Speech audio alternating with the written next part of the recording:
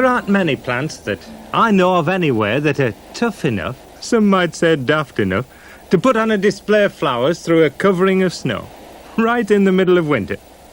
And that's why heathers, in addition to being such good weed smotherers, are a heaven-sent gift to gardeners. For not only do some of the heathers flower right through the middle of winter, by a careful selection of species and varieties, you can have a heather in flower for the full 12 months of the year.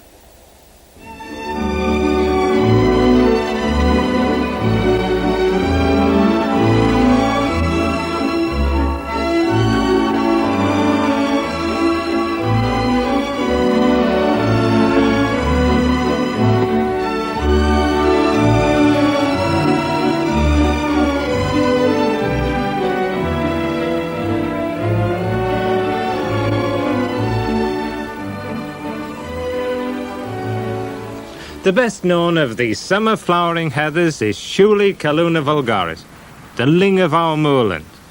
Now, it's a most obliging plant because it's not content with providing us with purple flowers and green leaves. It's now available in an infinite variety of sizes, of leaf shades, and above all of flower colours. So when you're drawing patterns in the garden, there's really a ling to suit every purpose. Now, nothing in the garden's ever perfect, and there is a limitation on the all-round adaptability of heathers, and that is, apart from those that flower in winter, almost all the others positively demand an acid soil. They do demand it too. They just won't grow on lime, and it really is a waste of time trying. Now, the best season for planting them is in the spring. And heathers, and in particular callunas, show certain individual characteristics that you ignore at your peril. And one of them is, instead of putting them the way you normally do with most shrubs, to the depth they were planted in the nursery, no lower.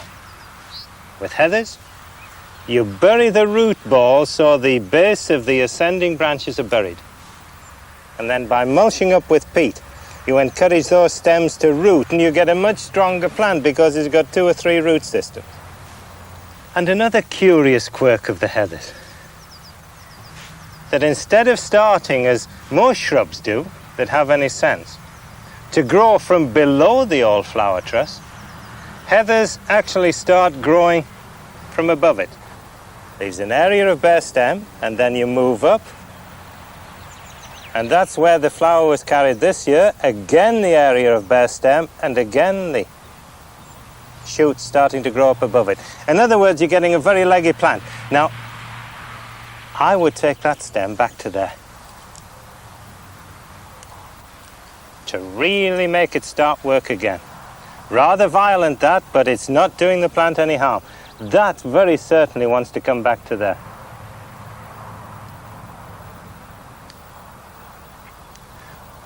And then this one, because that stem is fairly well furnished, leave that as a sap drawer.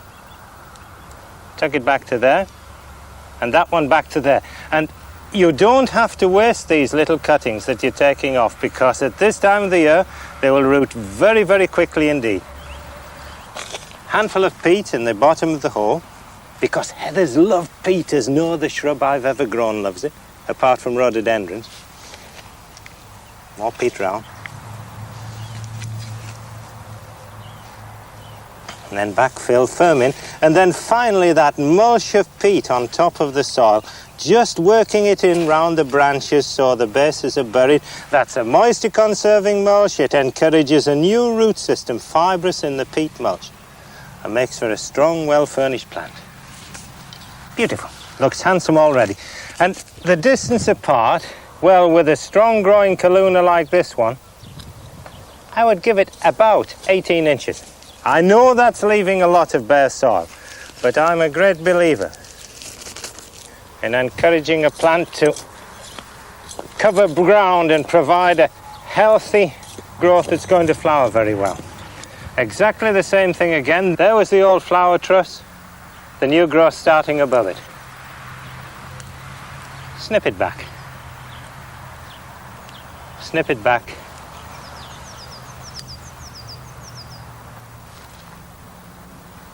peat in the soil, down below the general level, a little more peat, fill round.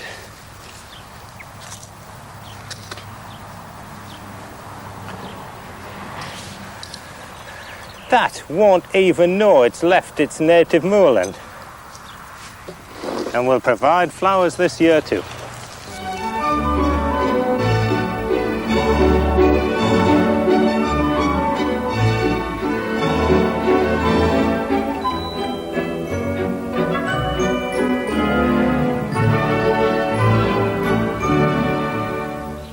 Remember that when the blossoms fade, you trim the old flower truss off. Otherwise, you keep getting lengths of bare stem and a leggy plant in consequence. Just nip it back like that. It keeps the plant neat and tidy, and it won't inhibit flowering at all.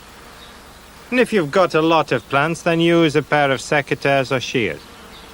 If you don't trim them, that's what you get, a tangle of vegetation that's mostly bare stems. Something that looks like a blow-dried ferret, and very little flower in consequence. And there's no way you can bring that back to youthful vigour and free blossoming.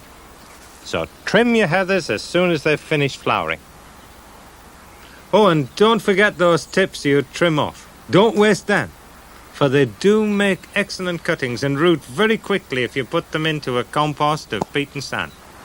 They will in fact root in about 6 weeks, and it's a very good way of building up enough of a stock of plants to enable you to design a garden like this one without spending a small fortune in the process. And there's an even easier, foolproof way of getting a good stock of young plants. And that is to lift a mature heather and then dig a good-sized hole deep enough to take the plants so only the tips of the young shoots will be showing above ground. And you pin the main stems down like that, with the young growth sticking up from them. And what you're going to do is cover those stems and the base of the young growth so they root. And you fill the middle of the plant with a mixture of peat and sharp sand. In about 18 months, all those young growths will have rooted. You lift the clump and you cut off the rooted shoots and put them out as individual young plants. But all that work of planting and propagation is in the months ahead. For the moment, it's still winter in the garden, but at least the heathers are doing their best to lift the gloom.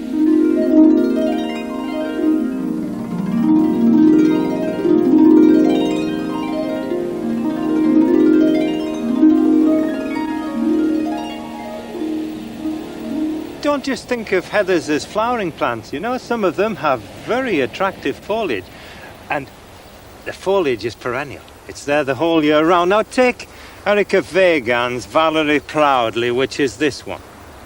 Now that normally would flower in June time, and the flowers would last 6 weeks and then be over. You'd have nothing. But when you've got golden foliage like that, it's there you can create patterns with it, and in winter time, when you see it like that pushing up through the snow, it's like having a patch of primroses in the garden. Well, Geoffrey Smith's choice for February will be the daffodil.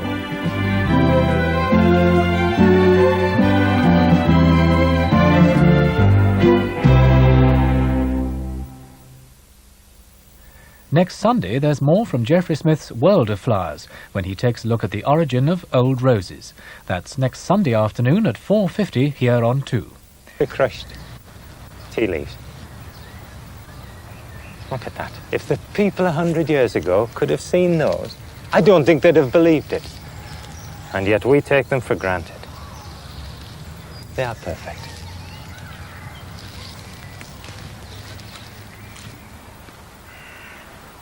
So, with the introduction of the perpetual blooming roses, the chances of producing an ever-increasing range of colour forms was very high. Indeed, you've only got to look round this garden here, just outside Paris, to see how remarkable some of these roses are.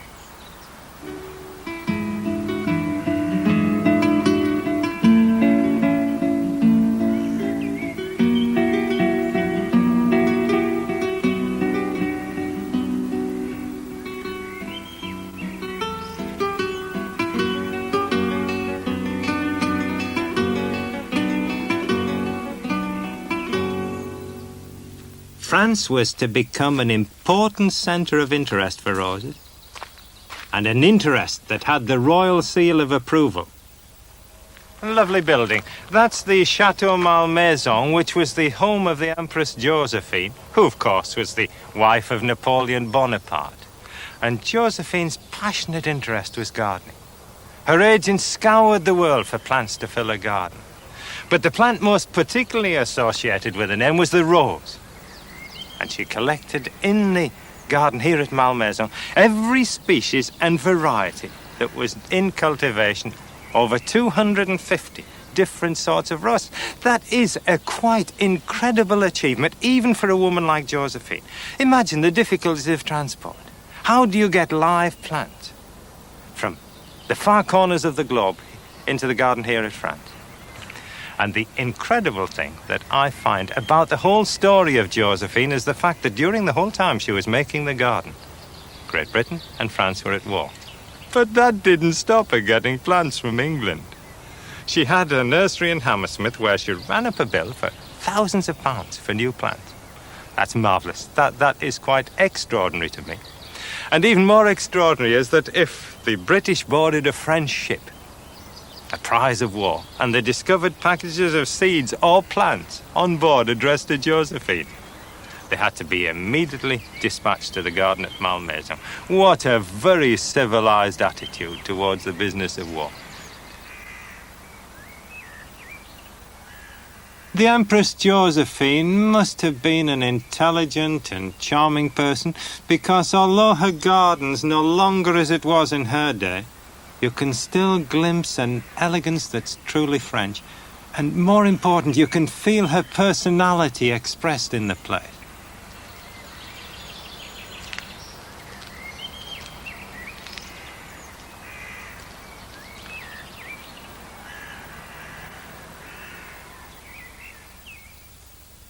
And in the beautiful rooms of the chateau, you can see how important flowers, and in particular roses, were to her, because this embroidery was done by Josephine herself.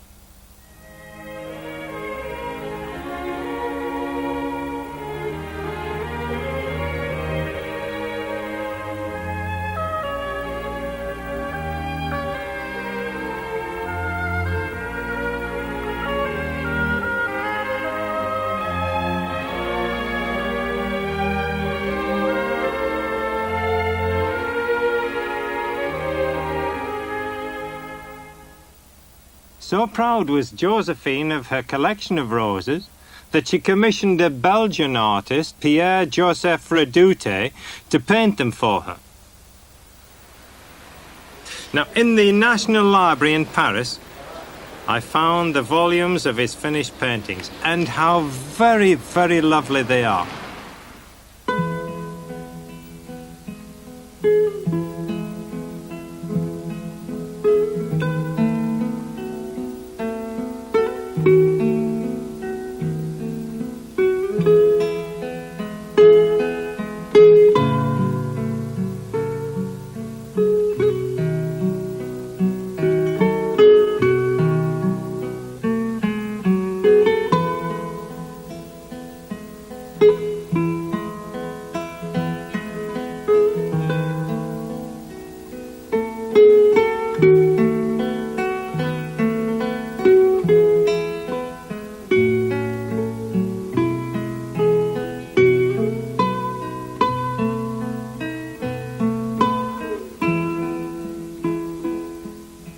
Now, these old roses were soon crossed with the new arrivals from China, so that during the 19th century, the rose, which, let's face it, had been fairly static for centuries, was completely transformed.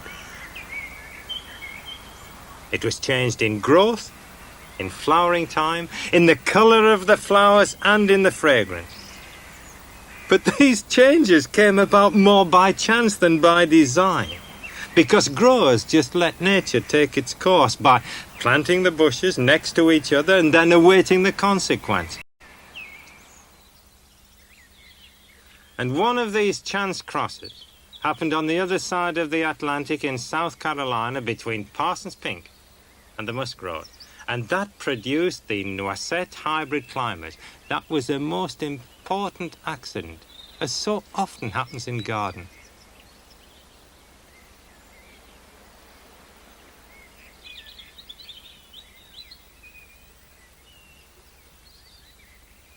Another successful marriage happened in 1818 at the base of a hedge on the Ile de Bourbon in the Indian Ocean. And this gave rise to the Bourbon roses. That's a real gypsy marriage if ever there was one. And it was from the Portland rose in 1837 that the group known as the hybrid perpetuals was developed. Now, many of them are hardy, they're disease-resistant, the flowers are very fragrant. And hundreds of varieties appeared, and their popularity was maintained right through Victorian time. And another group of roses which appeared towards the end of the 19th century, and which I'm particularly fond of. It's strange how one section of a particular group of plants takes your fancy. And that's the rugosa roses. Now, originally they came from the Far East. They have the most delicate petals that look just like crumpled tissue paper. And the leaves are deeply veined. They're very strongly characteristic. You can recognize a rugosa leaf. Immediately you see it. And in the autumn they go the softest of primrose yellows, and that shows the big dark red hips off to perfection. And this carries the interest on long after the flowers are finished.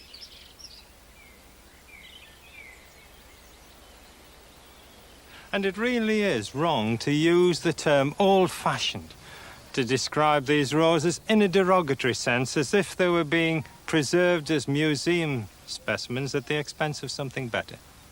Because they do occupy a very firmly established place in modern gardens that, for me, no other shrub can fill. And here at Mottisfont Abbey, they're keeping the best of the older roses so that none of them are lost to cultivation. And to walk around this garden amongst the roses is to enjoy an experience that is beyond description. You not only have you the colour and the shape and the foliage pattern, but you're wading almost head high through a multitude of scents.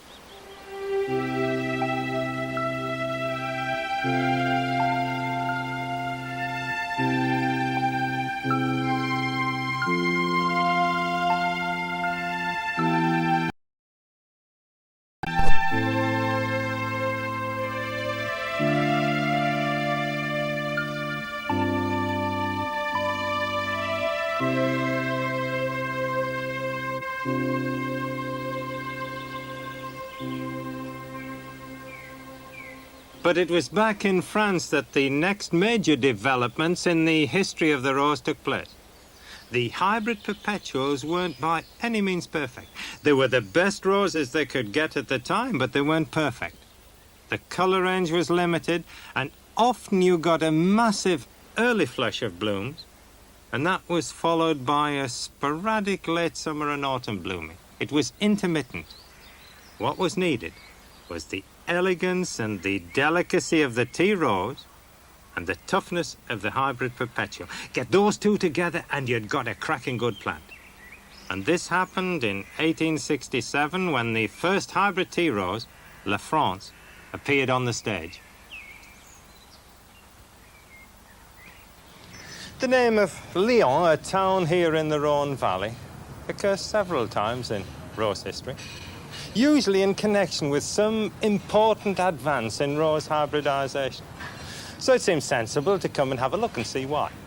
Well, having walked round and looked at the roses, I can understand why roses are popular here, because they grow beautifully. The soil and climate seems to suit them. But in gardening terms, you know, that's never enough.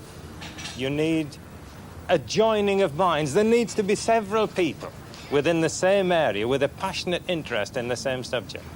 And that seems to have happened in Lyon. The roses grow well, and naturally you get people with an intense interest in them. And Guillaume, the man who raised that first hybrid tea rose, La France, lived here. and then following on behind him, and I can just imagine the conversations that they'd have together. They must have done. If they were growing roses in a place like this, they couldn't help but meet and swap ideas. Joseph Pernet Duché, who introduced all those lovely colours that we enjoy in our garden. Now, what was Pernet Duché after? Well, in 3 words, an intense yellow rose, because up to that time they'd been very pale coloured. Nothing strong, nothing characteristic about them. Duché already had the results of the union between the Chinese and the European roses, and he dipped into a third source, Rosa foetida, the Persian yellow rose. Now, it had been brought to the West in the 1830s by a British diplomat, and we know nothing at all about its parentage. It was unlike anything from China or from Europe. It was yellow, it was double, but unfortunately, it was barely fertile, and it only flowered once in the summer. In other words, it was a very hit-and-miss business. But fortunately, gardeners, and particularly plant breeders, have a stubborn streak, and Pernet Duché persisted in trying to cross the pollen from the Persian yellow rose onto one of the modern garden varieties, and eventually succeeded in crossing the yellow onto a red perpetual. And the result of that union was 2 seedlings. Now, nobody, unless they've actually raised plants from seed themselves, can appreciate just how exciting it is watching the capsule swell, waiting for the seedlings to flower. And of the 2 seedlings, one was completely useless.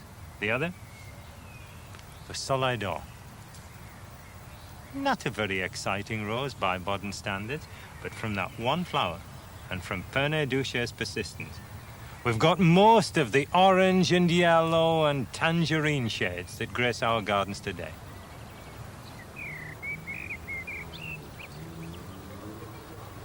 When you begin to analyze it, the story of Lyon is really recent history compared to the antiquity of the rose. And yet, conversely, it's old in modern rose terms. Because if, up till the end of the 19th century, progress in rose development had been spectacular, and it certainly was, then the 20th century was going to see an explosion that would revolutionize the rose growing world. But that's part of the romantic story of the rose that was yet to come.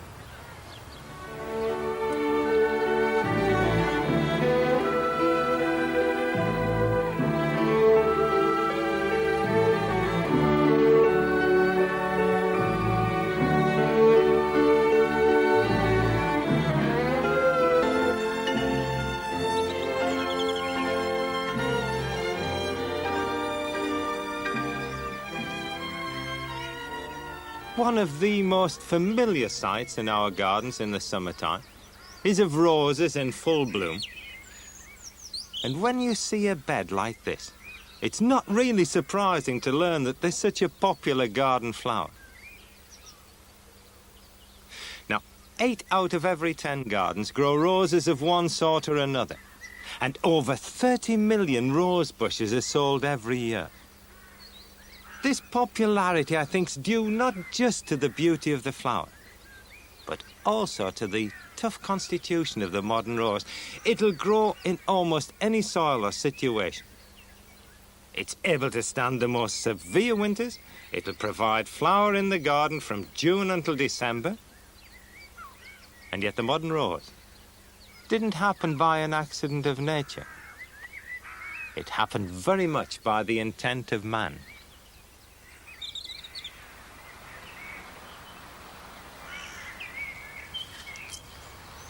Probably it's because I've been gardening and growing roses all my life that it's so hard for me to appreciate that the splendid beds of colour all round me in this lovely French garden are entirely a product of the hybridizer's art.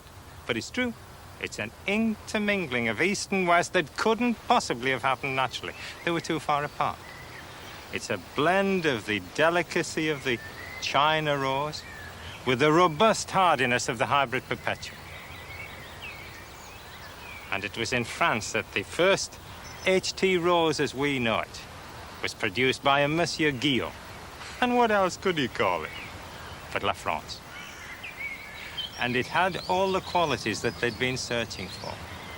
The high, beautifully shaped bud, perfect reflexing petals carried on a long stem, but more important, that flowered from spring until the first frost of autumn. And they certainly achieved that with La France, because that was the framework established by that one rose that the other hybridizers have built on. And at first it was haphazard. They were looking for one quality. Then in 1900 it became scientific. They were searching for more than just the perfect flower. They were looking for even more floriferous bushes. They were looking for disease resistance, but above all they were looking for fragrance, because to me a rose is nothing unless it's scented. And a modern hybrid the same technique as a late 19th century hybridist, transferring the pollen of one variety onto the stigma of another.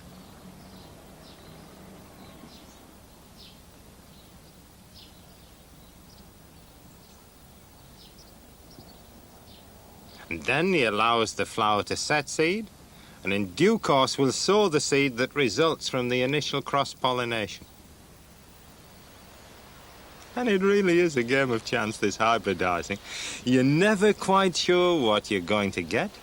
All you can be sure of is that each seedling rose will be unique, and that the chance of getting something of real significance in the rose-growing world will be very small. But you've got to do it, otherwise everything would be static.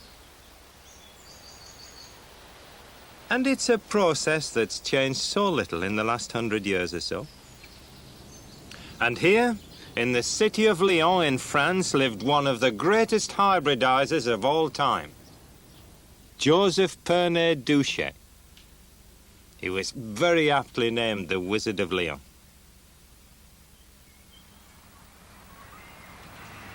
Here in the garden of the Parc de la Tête d'Or in Lyon, I feel as though I'm following for once a well-defined pathway in rose history.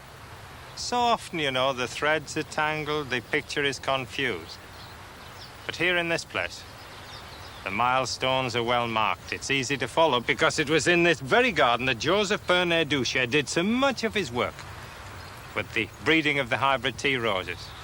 Now, prior to that, they'd been working very much in the dark, haphazardly, allowing more or less nature to take its course and harvesting the result. But Joseph Pernet Duché introduced scientific thinking into the principles of rose breeding. Now, he still required the same qualities that the early rose breeders had needed: application, skill, dedication. You do really need immense dedication to try the different breeding lines. But by selecting his breeding lines for the qualities that he wanted and sticking to those breeding lines, he reduced the game of chance, the lottery, by a degree anyway. In 1890, this Pernet Duché rose, Madame Caroline Testout, made her debut into the rose world, and she was absolutely beautiful. And it soon became the most popular of flowers, and it's said that Caroline Testout did more than anything else to hasten the demise of the supreme rose of the day, the hybrid perpetual. Now, I would have been happy. That would have been the end of my life's work if I'd produced anything like Caroline Testout. But not Pernet Duché. What he wanted was something no one else had succeeded in producing: a yellow hybrid tea rose. To do this, he used Rosa fetida persiana, the Persian yellow rose. A beautiful form. It's a lovely, lovely rose with golden yellow double flowers. He introduced its blood into the shape of the now popular hybrid tea rose, and eventually he produced a yellow hybrid tea rose called Soleil d'Or.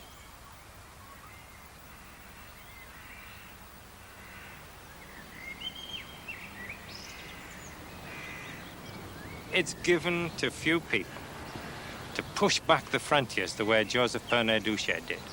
To change the course of an aspect of gardening in his own time has to make him one of the great rose breeders.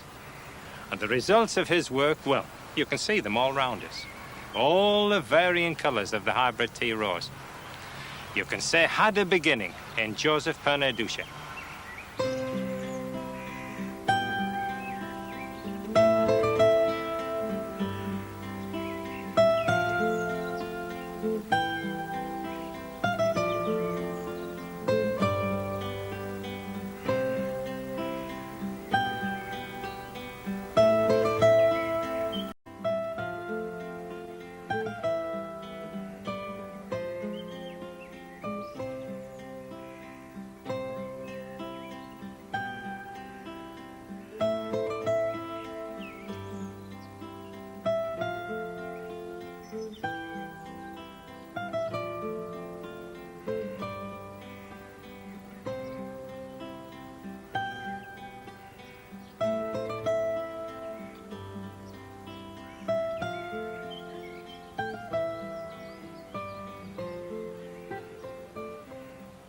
It really would, however, be totally wrong to give the impression that hybrid teas were the only roses transforming the garden scene. Because there was another cross-hybridization that was going to have just as important an influence on our garden as the hybrid tea. Because with the Floribunda rose that we know, you get such a massive flower that the hybrid tea can never equal. You get continuity of blossom. That is the essential difference. Each has its own peculiar charm. I would hate to think I was going to garden without one or the other. But there, the quality they were breeding for in the hybrid tea was length of stalk, perfection of flower. They weren't so much worried about a great mass display. With the Floribunda, that's precisely what you want, a great, bold, massive flower that lays a carpet of color over the garden. It's astounding. You can see it going together because they build on each other's work, like putting bricks into a wall.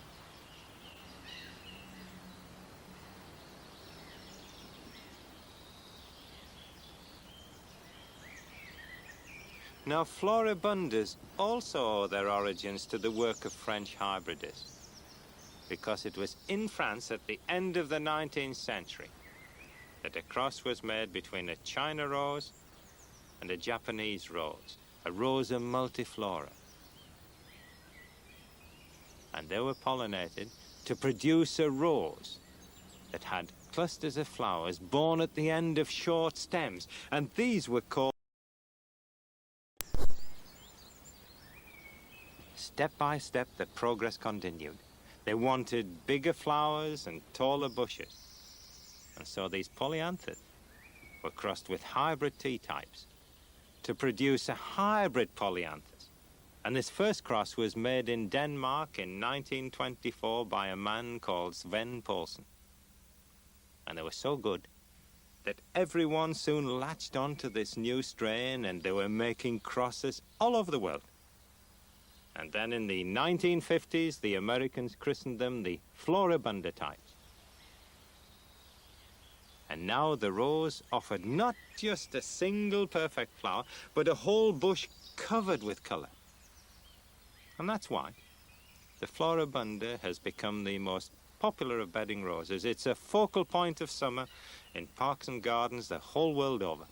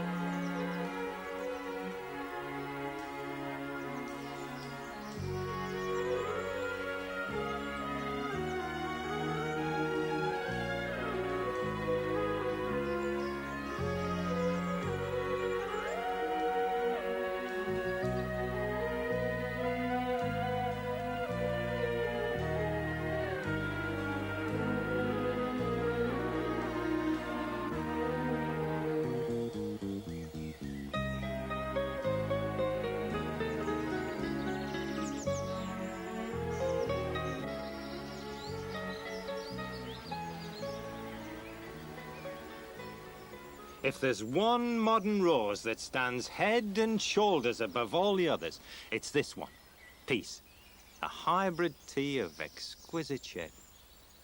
It's often referred to as the world's favorite rose or the rose of the century, and that doesn't surprise me. The praise isn't too extravagant, because in my experience, it's got all the qualities that I want in a hybrid tea rose. It's vigorous, it's reliable, and above all, the blooms remain attractive from the bud to the full-blown stage. Nowadays, it's got a worldwide reputation, but its discovery was due to the efforts of this one man, Francis Meilland, a French nurseryman.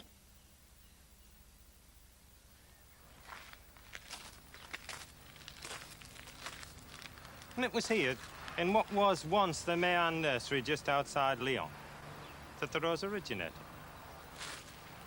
That is, in fact, the very house that the nurseryman, Francis Meilland, lived in.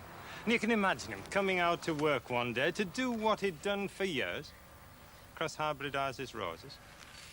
Probably out of that very door, although if he's like me, when he's working, he uses the back door. And it would probably be a day, something like this, where it was warm and the pollen was running. And he was breeding from selected lines. And he'd harvest the seed and he'd sow it. And even though you've done it many, many times, you still get excited when your seedlings are going to flower.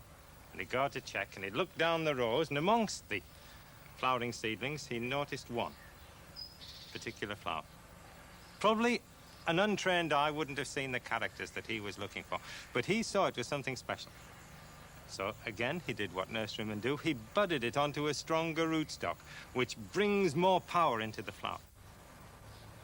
And I can see in my mind's eye when he walked down and saw that big, high-pointed bud with the red stripe up the back and the flower reflexing to show that warm yellow middle, each petal with an edge of cerise. He must have realized then that he had something very special, and indeed he did, because he called it Madame Meilland, in memory of his mother. And all this happened in 1936, and it was time then to distribute the new rose to the nurseries in Europe. And bud sticks went to Italy, to Germany, and to England. Because you don't need to send the whole rose bush out when you want to propagate new stock. All you need is one of the flower stalks with the buds in the axil of the leaf, because in that bud is contained all the qualities of the whole rose. It's as simple as that. Take the bud out, put it into a rootstock, and you can propagate as many roses as you've got rootstocks to put buds into. But the storm clouds, the clouds of war were gathering over Europe. Roses became of secondary importance.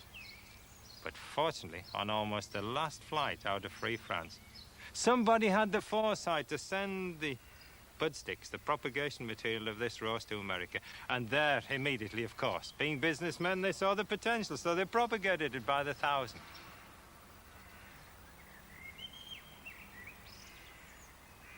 But back in war-stricken France, gardening still continued. Roses gladdened June days with the flowers, and it was in 1942 that Francis Meilland announced his new rose to the French gardening public, and they took it to their hearts immediately.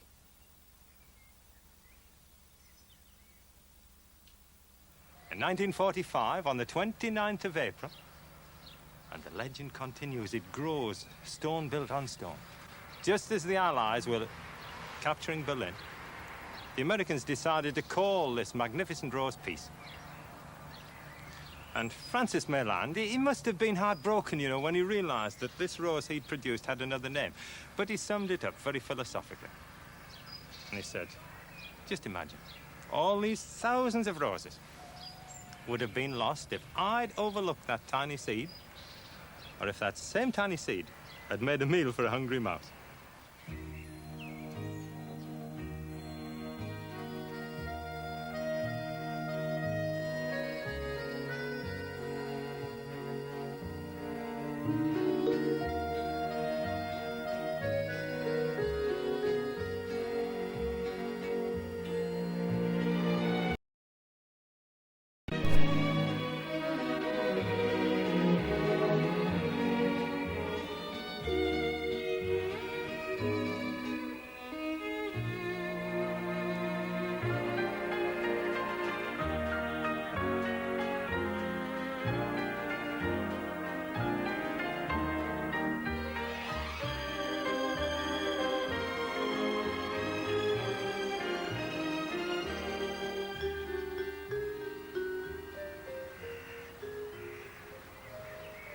But what's really significant about this remarkable rose is that, well, yes, it's got beautiful flowers, no question about that.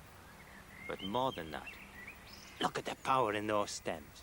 And it's that constitution that peace has been able to pass on to its descendant.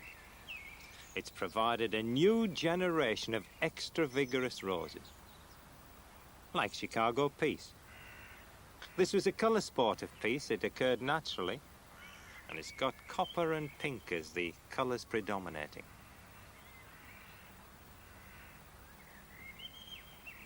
Mischief. A popular bedding rose. It's got a vast number of beautiful coral salmon blooms, which are carried in a clustered head, and they're rain resistant. Now that's important in a bedding rose. And Royal Highness, with flesh pink flowers and that lovely fragrant, the classical HT fragrance.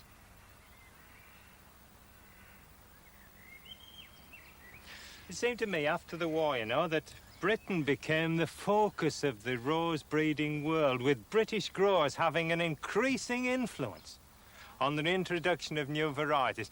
I suppose I noticed it because it was just about that time that I came into garden myself, and I was dealing with a lot of the new roses as they came in. You think of it, it's like a roll call of honour.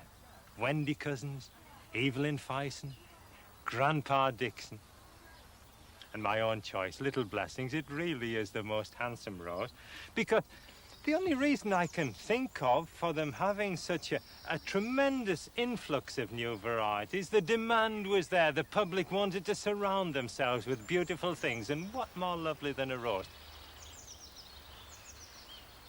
And I suppose Alec Cocker had the last word, the late Alec Cocker, when he introduced Silver Jubilee. That seemed to epitomise for so many people the qualities that we ask for in a rose. It's good as a garden plant. It's good on the show bench. It has a perfection of shape. It displays its flowers and its lovely, soft, gentle colour. That isn't the end, though. That's the best rose at present. Yet, all the time, hybridists are trying to improve the rose. And one thing amongst many that's occupying their attention is the quest for a good, deep, vibrant yellow.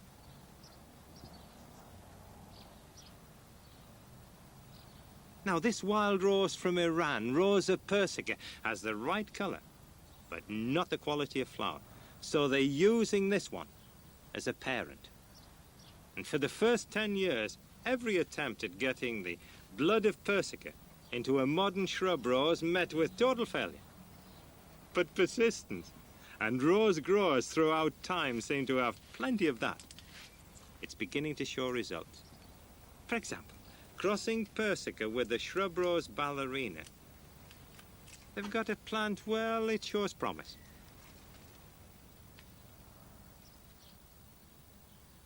And another union between persica and a yellow rose called canary bird has yielded a plant which is hardy, it has larger flowers, and with just a bit more work, it could become a commercially viable proposition. So, after 20 years of painstaking work, the first signs are there. And the future? Another piece? Or a silver jubilee? An exciting prospect.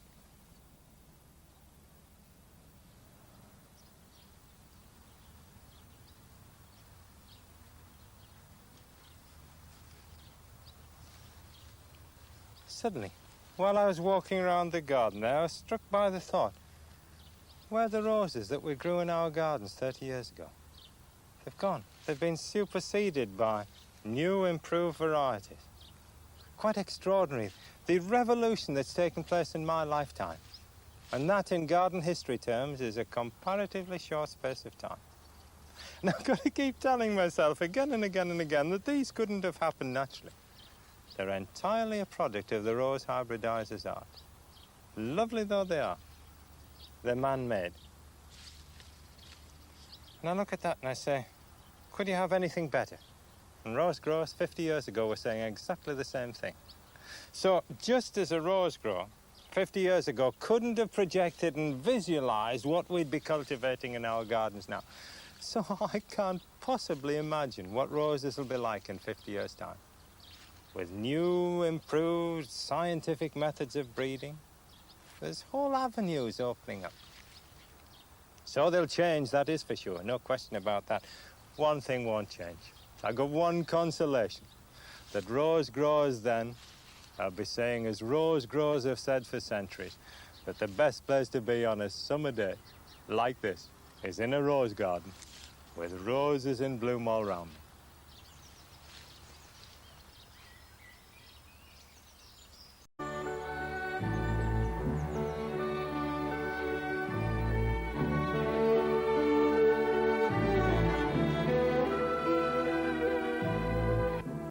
from February right through to the middle of June. And you know, they look equally good whether you've got a small garden or whether you've got a vast domain where you can spread great drifting legions of them under the trees.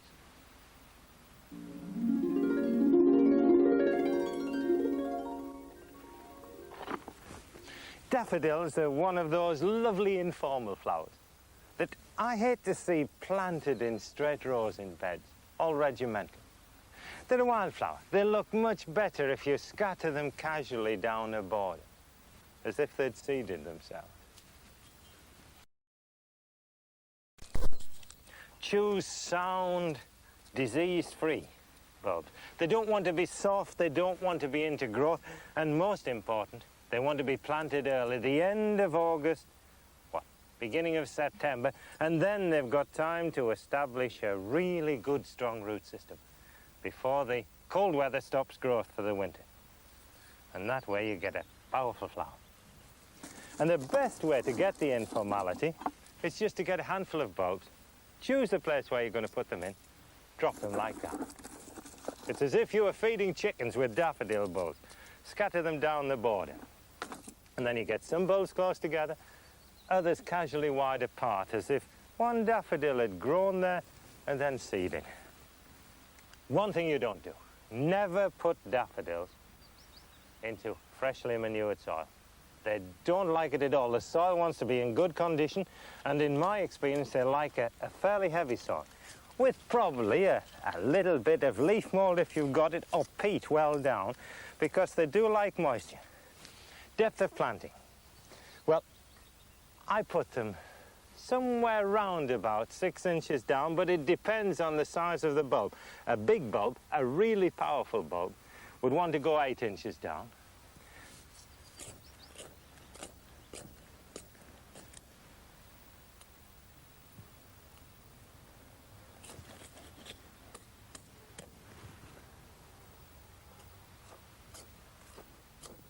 Distance apart, immaterial.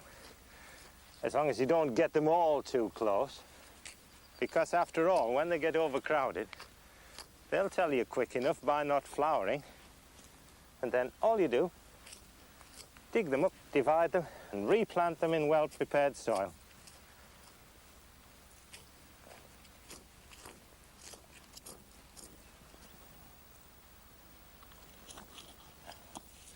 This is one of the pleasures of gardening that I never tire of.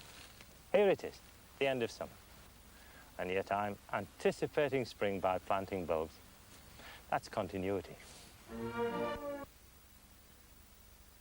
But of course you don't actually need a garden to enjoy the beauty of daffodils. You can get a lot of pleasure from planting up a bowl to bloom in the house, and they'll be there long before the garden has roused up from the winter. It's a splendid way to let in spring through the... And because they're special, these indoor bulbs, choose the best you can get. You want the top quality bulbs. You'll get away with seconds when you're naturalizing daffodils. Good, sound, healthy bulbs. Big, plump ones, mother bulbs. And the compost, well, I don't believe in throwing anything away that's capable of being grown again, so I use, instead of the bulb fibre, which is perfectly adequate, I use a proper potting compost which contains a food supply, because what the daffodil is doing this year is push up the flower that it made last year. But at the same time, it's building up the flower buds that will flower in a year's time. And I want to give it opportunity to do that, and I think potting compost does it a little better than bulb fibre. Maybe bias on my part. What I want those bulbs to do is to form a good, strong rooting system. I don't want them pushing quickly into growth. So I'm going to stand that bowl somewhere where it's cool and where it's dark. In my case, on the north side of the house covered with sand. But anywhere will do, provided it's cool enough and dark enough. In a cellar, under the bed in the spare bedroom, it's absolutely ideal because it's cool and dark there. And it takes about 8 weeks for the bulbs to really root well, and then they begin to push up little green shoots of leaves. And that's when you move them out into a light place But still where it's cool, it's no use putting them straight into a high temperature because they rush into growth, they produce a mass of leaves and a little tiny squidgy flower. Keep them growing slow and cool. Bring them gently, gently up. And only when the flower buds are showing colour do you bring them into the living room where they can be enjoyed.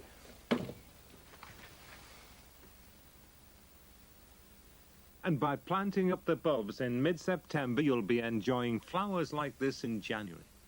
And not content with that, I always plant up a tub as well. And that extends the daffodil season by what? 6 weeks? And finally, the grand climax of the display in the open garden.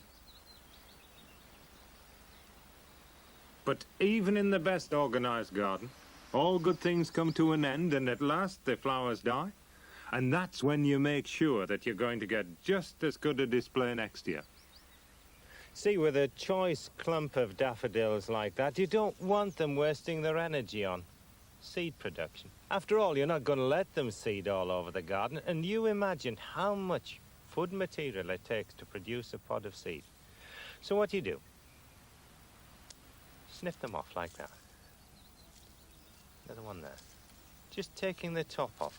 It makes the garden look tidier. But more important, it throws all the energy that would have been wasted on seed production that you don't want back into the bulb to build them up to make them bigger for next year. So snip all the dead flowers off. Don't, when you've done that, knot the leaves up in a clump. That cuts down the plant's potential for manufacturing food. The bigger the leaf area exposed to the sun so they can photosynthesize, the more available food there's going to be to go down and build up great, big, powerful bulbs for flowering next year.